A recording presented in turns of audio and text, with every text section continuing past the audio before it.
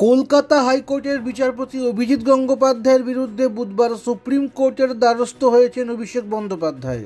বিচারাধীন বিষয় নিয়ে আদালতের বাইরে বিচারপতির বিভিন্ন মন্তব্যের বিরোধিতা করে শীর্ষ আদালতে আবেদন জানিয়েছেন তৃণমূলের সর্বভারতীয় সাধারণ সম্পাদক।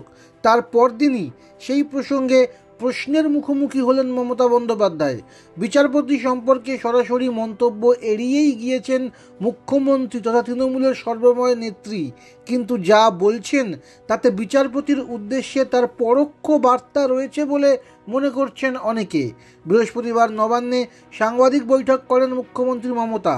সেখানে তাকে নাম না করে বিচারপতি গঙ্গোপাধ্যায়কে নিয়ে প্রশ্ন করা হয়।